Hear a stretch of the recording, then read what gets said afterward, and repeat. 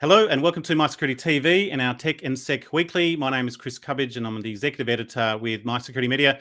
And welcome back. We have been off for a week or two, and today we're going to be joined by Colonel Neil Greet from the Australian Security Leaders Climate Group.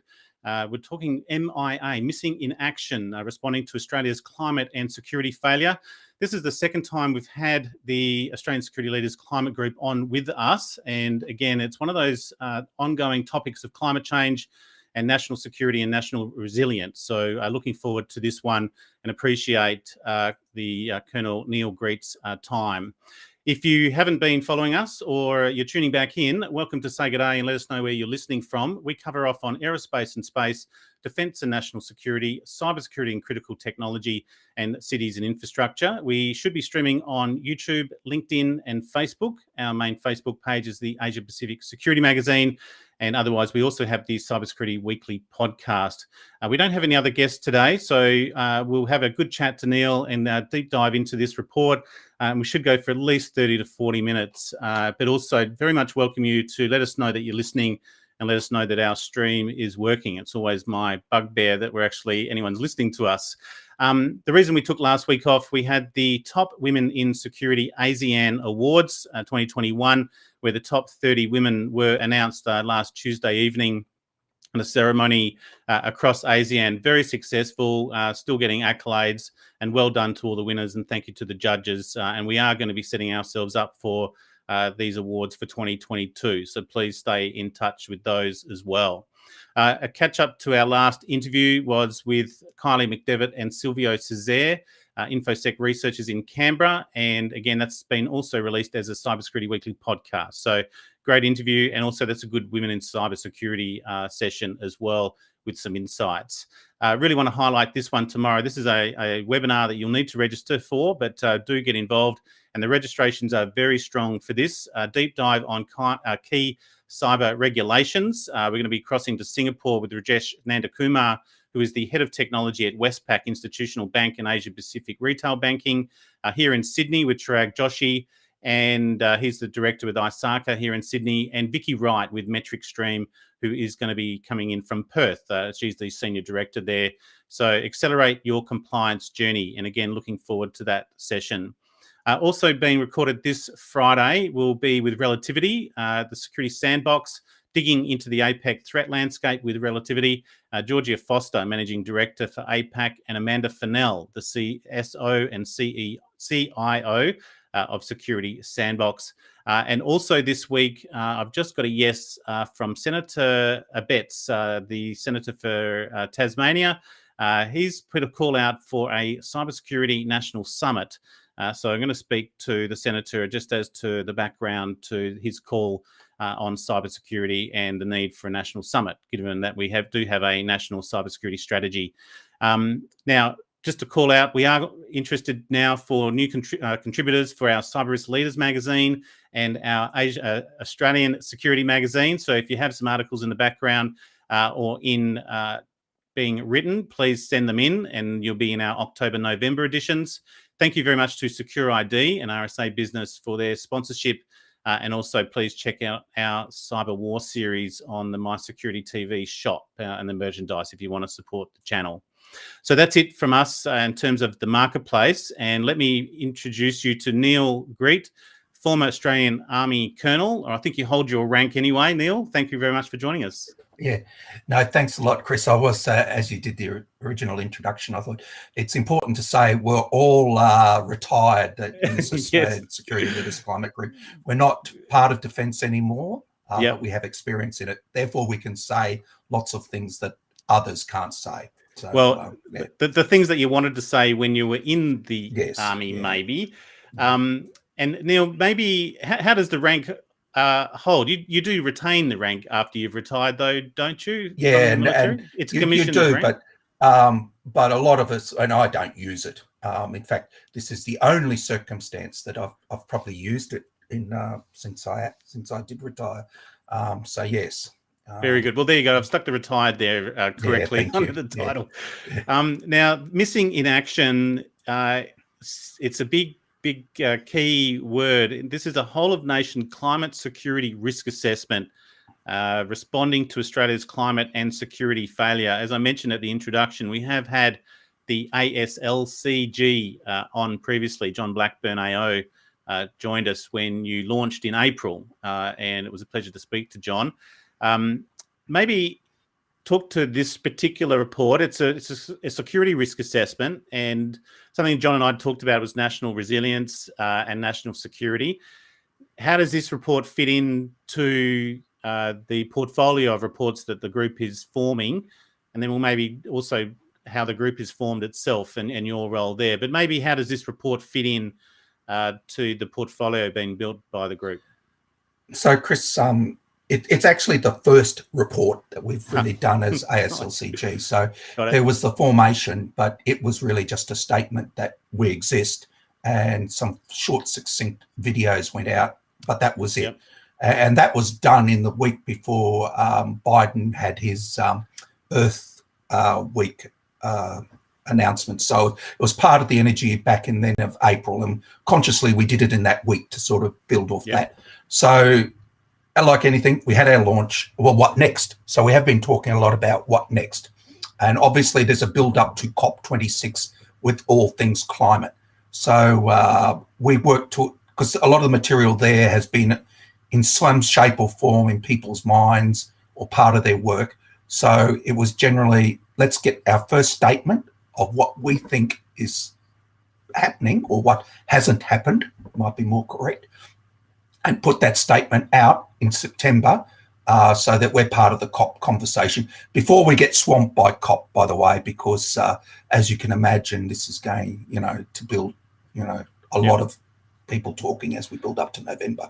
So I suppose the point is that this is a significant report in terms of the group's intent. Yes. And you're starting with a risk assessment, which is always the right way to go. Maybe I think also the weight of these types of reports in the group itself, and hence why our ongoing interest in the leadership or the Leaders Climate Group or the Australian Security Leaders Climate Group. Maybe just talk us into the group, just to remind the audience if they're not aware, and it is chaired by Admiral Chris Barry, AC, retired, former Chief of the Defence Force, just how the group sort of works and has developed this report. So, Chris is the leader of the group, and he's been long talking about the effects of climate change on national security. John, who you mentioned before, a retired Air Vice-Marshal. I work very closely with John, both in this group and the Institute of Integrated Economics Research, which is the resilience angle that John talks a lot about. So that's there. Cheryl Durran, who's ex-Department of Defence Director on Preparedness, and Cheryl's now with the Climate Council too.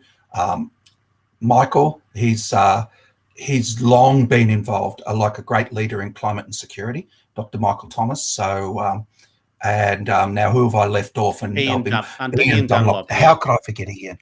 Ian, as an ex-coal executive, as he says, and a man who's just been so strident and so forceful about the security risks that our nation faces if we don't react to climate change. And so we come together as a group. It had been a rough formulation for years, and then it coalesced together to do something this year. And it's the foreword is also by Professor Rear Admiral Neil Morissetti from the DVRN, retired as well. Yeah. So again, how is this report used? Rather, before we do a deep dive into its substance, how is it used and distributed and delivered to maybe government as well? Well, it has been sent to all the ministers right, so that they can see it, and also people across the spectrum of politics.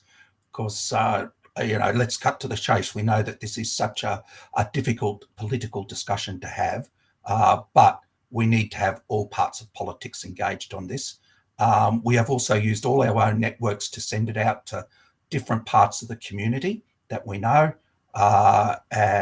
So the idea is that we have sent it out not just to the high level people who make decisions, but also to all people who are interested in national security.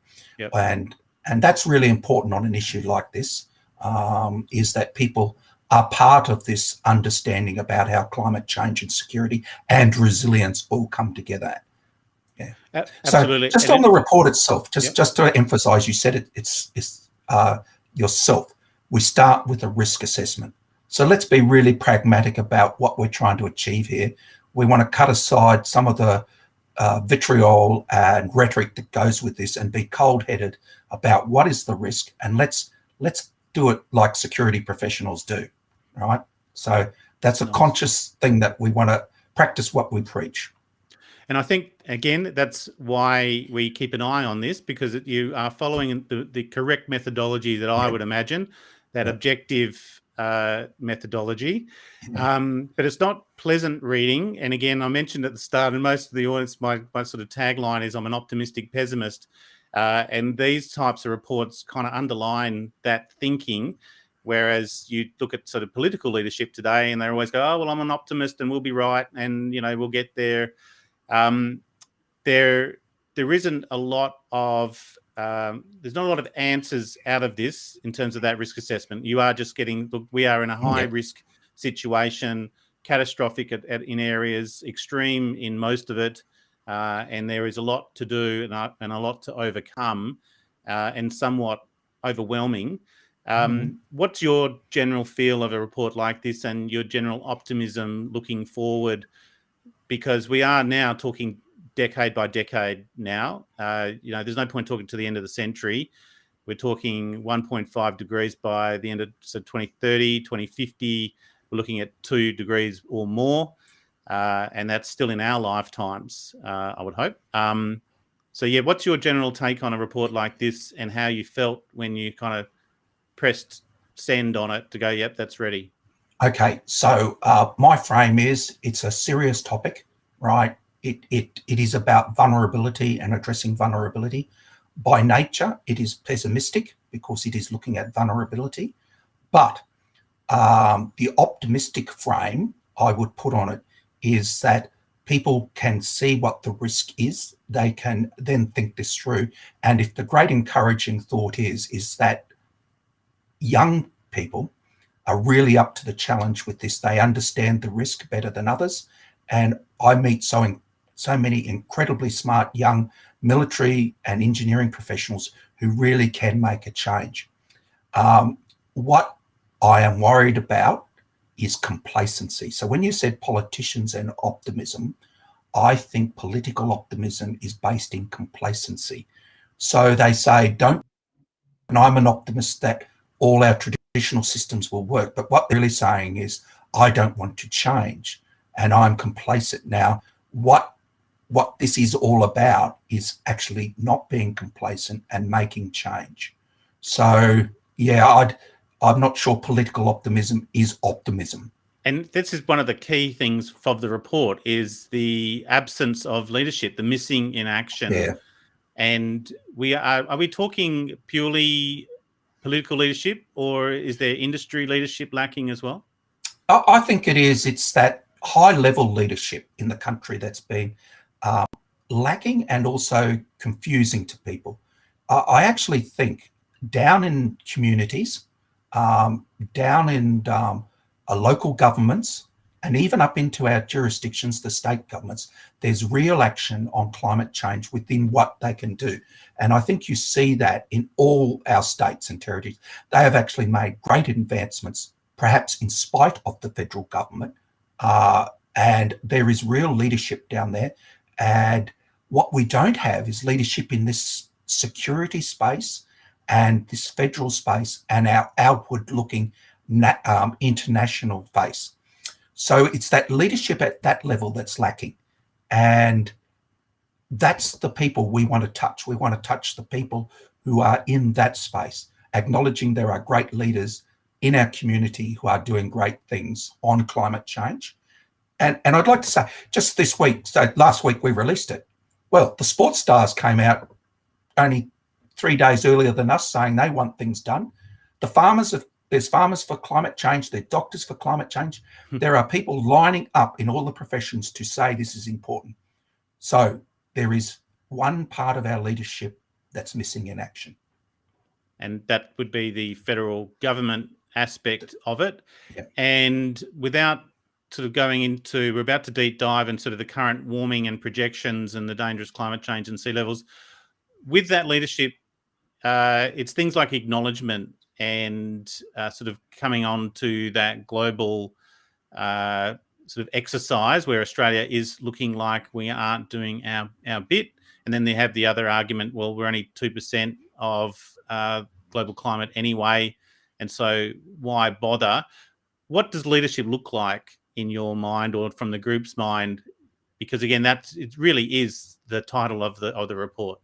Yeah. So when I joined the army, I always felt that Australia wanted to, it always this rhetoric of a middle power who punched above its weight, and that we strive to, we couldn't do all the things that the mighty superpowers could do. But boy, oh boy, we really took the leadership nettle in our grasp and we wanted to make a difference, and I really thought that's what we wanted to do as Australians, right? Yet on this issue, we want to do completely the reverse. We use these artificial arguments that, we're just a small island down in the south. Yeah, we do this, but look, it's China, China, China, and they're the bad guys. And unless they do something, we don't have to do anything. Well, where's the leadership in that? Where is the leadership? I mean, we're hiding behind this skirt of facts and figures and different interpretations so that we don't have to do anything. So I just find that such a disappointing thing, because I thought we were better than that as a nation from a leadership perspective. One of the key things I liked in this report, and again, the idea here is also to get people to look at the report. I think you've got to read it. Yeah. We can't just cover that in sort of 10 minutes. We're talking climate change here. But the Earth system tipping points, and I think really from that risk assessment viewpoint, that's the one that I think will awaken anybody when you start to see Arctic sea ice, Greenland ice sheet, the boreal forest, Atlantic circulation, Amazon rainforest, West Antarctic ice sheet, the Wilkes Basin, East Antarctica, coral systems, and permafrost. The interdependencies of our global climate and how all of these interact in a global ecosystem is really the ones that bring it home of we're living in a fishbowl, really. And if you get an algal bloom somewhere, it's going to impact somewhere else. And so these are the unknowns. We don't know these tipping points and the impact it will have. And then again, we think, you're military, I'm ex-police. We then think, how's that going to impact society, human security, and how humans respond? And I think that's your thinking as well with this. It's not so much the climate, that's outside. No. We're not climate experts. Yep.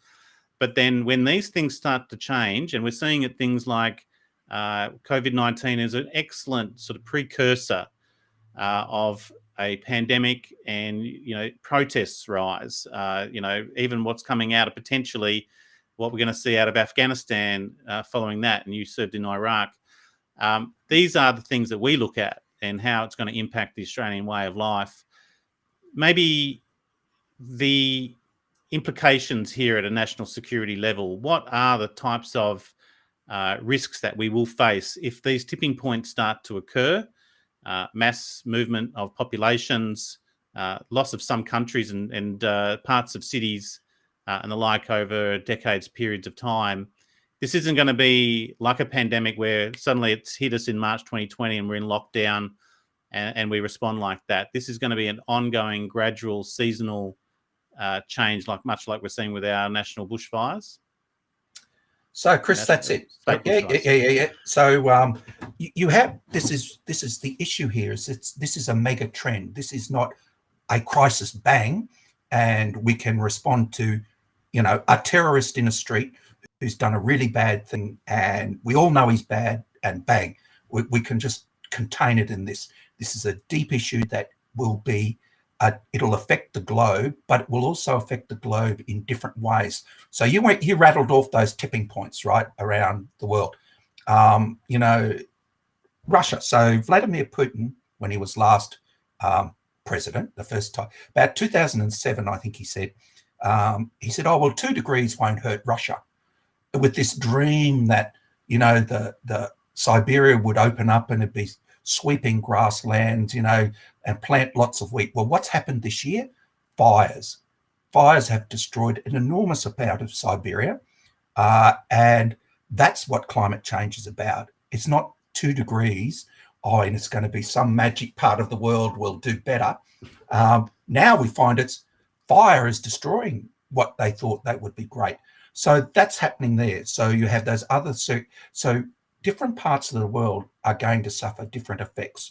And you mentioned there too, like if we go to South Asia, and the link there, Afghanistan, Pakistan, all the stands to the north, the Himalayas, the third polar cap of the world, and how it will change. The huge populations that live around there rely on the water, right? How is that going to change, right? And you might say to me, well, really does it matter? Because these people have always had disagreements, and that it's the historical disagreements that have more. But what effect will heat have on New Delhi, and how will people change in response to that when they have no water? What are they going to do? Are they going to migrate? Do they have the capacity to go somewhere? How are we going to look after the humanitarian crisis that would occur? And the worst thing is, will we actually care? Like, will it become too big a problem that we will just turn a blind eye to it?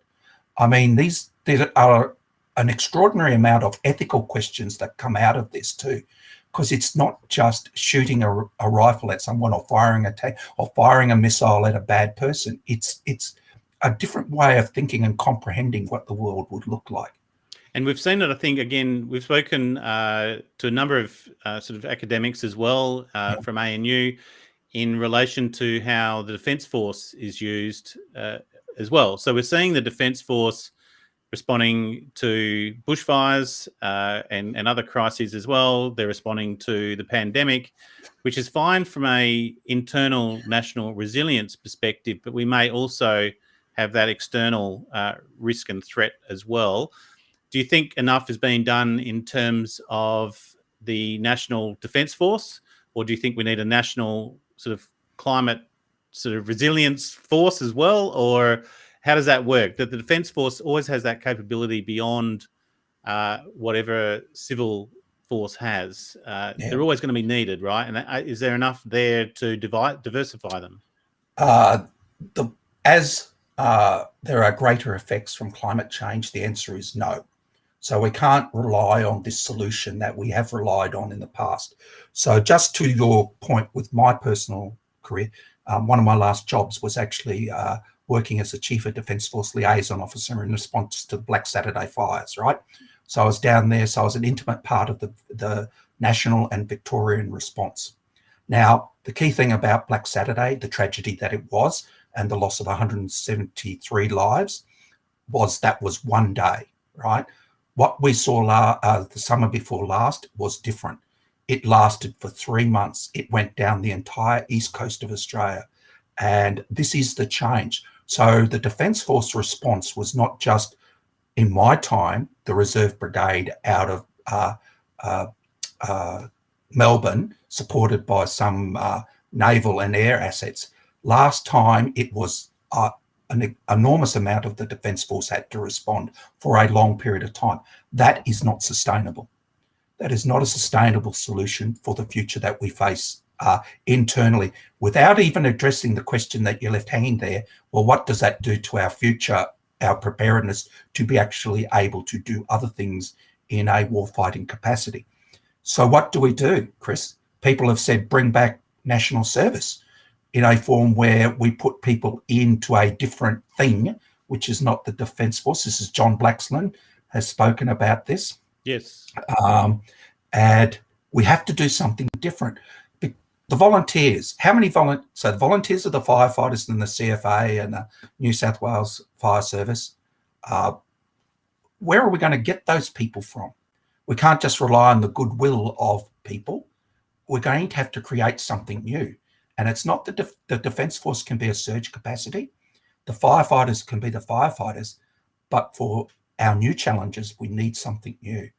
And it's not something that is developed quickly or within a season either. This is experience. People will You can't throw people out to No. fight a fire if they don't know what they're doing, and it takes years of experience to do that. But we're also seeing fire behaviour change as well, and hence there's a lot of interdependencies here.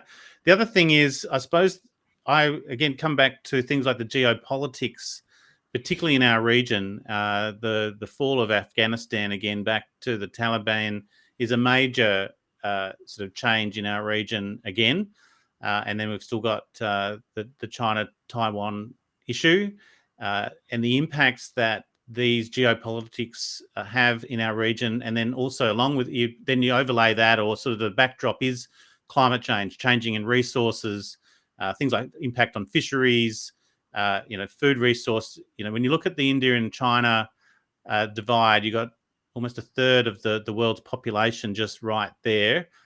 And the impacts, say, on Pakistan in terms of its water resources and the like. So what are your general thoughts, and how does climate change impact on our region alongside geopolitics as well? And you mentioned maybe what China's doing in climate change, how serious they might be taking this. So this is the relationship with climate change and national security. You can rattle off geopolitics and you can rattle off nations, and you can have an idea of what a nation may do to protect its national interest, and it will be based on behaviours of the past, ideology, and all the things that we understand. We understand what combat capabilities they have and how they can exert force.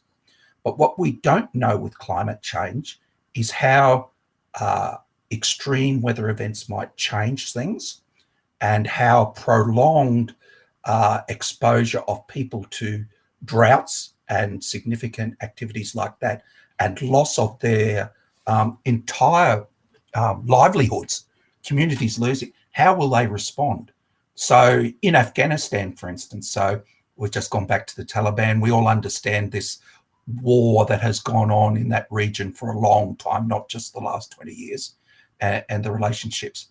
So if the Hindu Kush doesn't get as much snow, the rivers don't flow as frequently, what's going to happen there to those people? Will they fight? I'd say the country's in for even worse problems. And of course they'll fight on the ideological grounds that they fought. But what will change is that they're being forced to do something new because of the climate changes and where they live. They can't live where they used to. They'll move to other places. And these are the unknowns that we don't know. How is that going to cause pressure on India? So what will India do in response with China? And, so we've got to think about climate change as an effect that it has on the geopolitics.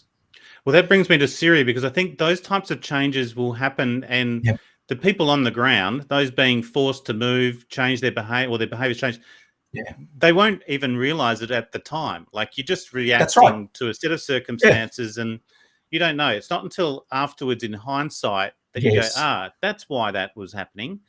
And that takes us back to Syria, and as climate change was a driver, and we talked pre-interview about the language around. There's been no direct connection, as I understand, between climate change and the Syrian conflict, but the impact on farmers forced some to move. Maybe just talk us through. So the report raises that here in some detail, and it does.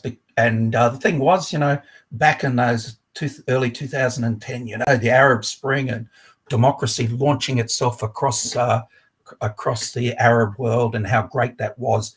And we only thought in that with the Western world, saw this as a great thing, liberal democracy coming to that part of the world, and the governments would then all do the right thing and everything. So what we didn't know what was playing out was there was this prolonged drought in Syria that was taking place. And Assad was actually putting his thugs out there, and they were poisoning oil wells to move. And what they thought, and it wouldn't have mattered, perhaps if everything else hadn't coincided, but they were trying to move the relationship of some of the communities, townships and villages, to be, those that he liked and those that he didn't like. But what happened was it coalesced with this Arab Spring, a drought, and availability of, weapons and ammunition coming out of the Middle East, all of those come together to form an event which has seen the Syrian civil war start and just continue. And of course, lack of natural resources and the ability of people to survive in Syria has been harmed by the whole climate change in the region. So it has an ongoing effect in the war too.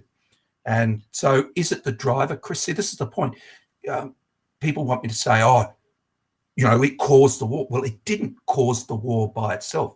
It's how these things come together in an ecosystem. And that's the difficulty. We can't, in the future, we won't be able to say, it's one bad thing here. We're going to have to think multidimensionally about the challenge of climate change. It's going to change what we knew to be somewhat predictable.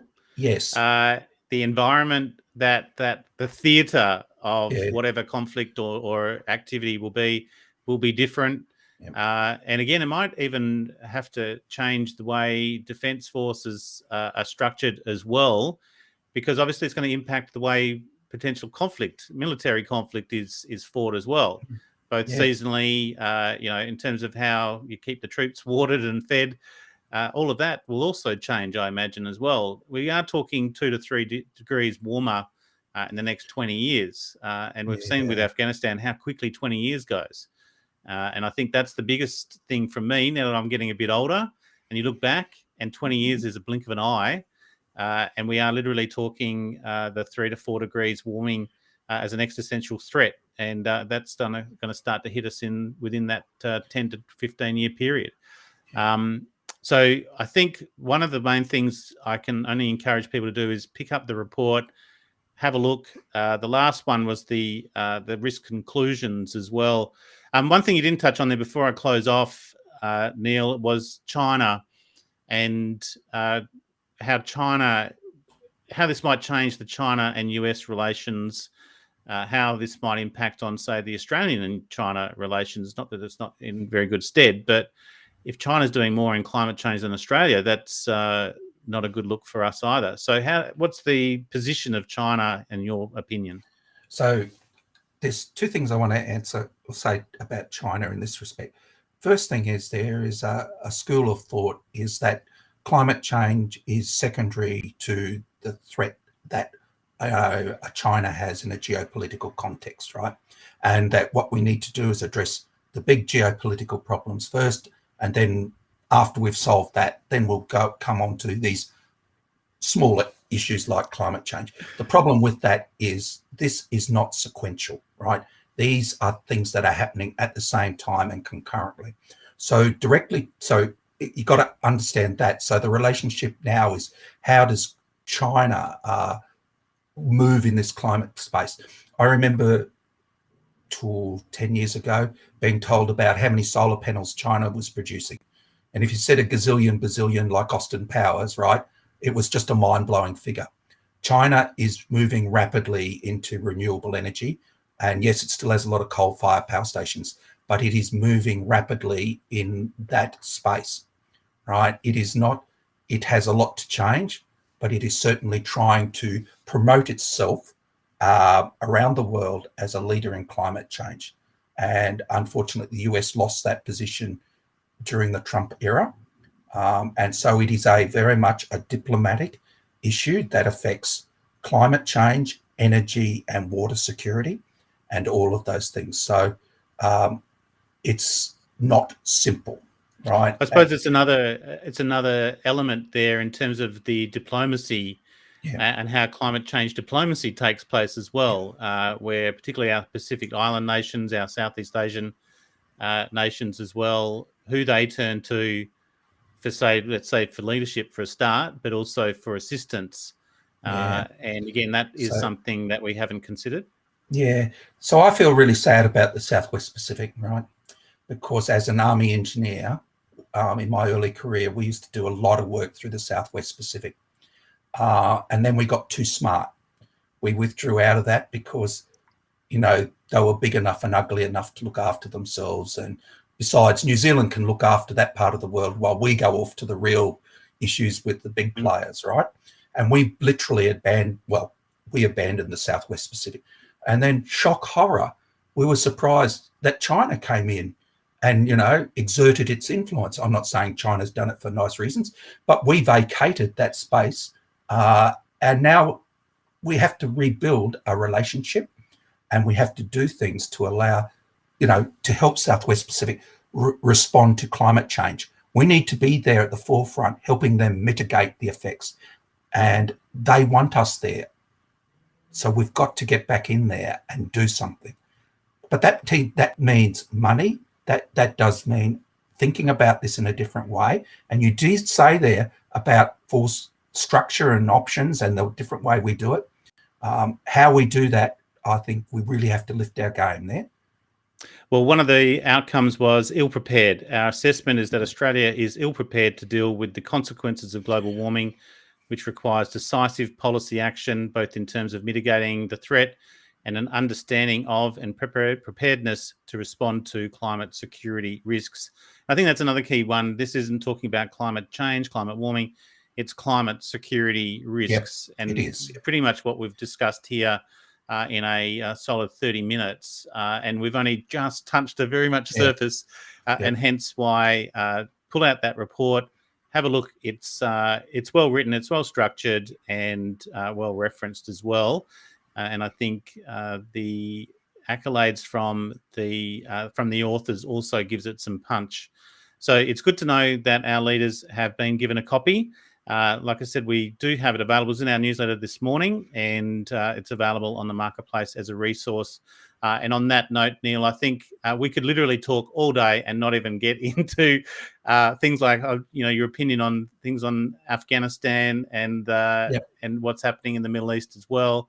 But hopefully we'll stay in touch with the Australian Security Leaders Climate Group.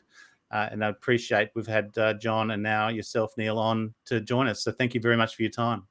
No, thanks for the invitation, Chris. I do deeply appreciate it. And any closing call to action, Neil? What's the group got coming up or planned? You mentioned the COP. Well, we're not directly involved, so we'll follow up now on discrete parts of what the vulnerabilities are and what we face. So yes, You'll continue with more reports. What's following a security risk assessment? Then you end up with a security management plan after that, I imagine. Well, let's get people on side so that we can actually have some agreement. It is meant to prompt people to think, right? And so if it gets that happening, that's a good thing. Get us out of our complacency. Absolutely. And I don't think it's even your responsibility to come up with a security management plan. I think that is the government's responsibility. That's where you mentioned John Blackburn and the like. We do need a national resilience plan, which would be a security management plan moving forward. And I back that call as well. So look, thank you so much, Neil. I'll put you backstage and look forward to having you on again. Thank you very much. Thank you, Chris. Cheers, mate. Okay, very good. Thank you, Neil. And I'll just change our captions over. Let me just finish with the report of the day. And I've got two, and I'm not going to bring these up. In fact, I'll just bring them up a little bit taller there. So the first one, the Australian Information Industry Association's brought out a new white paper. This backs up a white paper from last year. But growing globally competitive industries, this is a national call for action for our digital economy. And again, that's available on the marketplace if you go to our white papers resources. And it follows on. I've put these two up because I knew Papua New Guinea and our Pacific neighbours would be mentioned as well. This came out from the Australian National University today as well. It's a Australian Civil Military report on private security in Papua New Guinea, a network approach. So both of these are related to a report, a security risk assessment on climate change and national resilience. These are both related to that. So welcome to check them out. So there's been a number of good reports coming out recently that we are lucky enough to have as resources on the marketplace.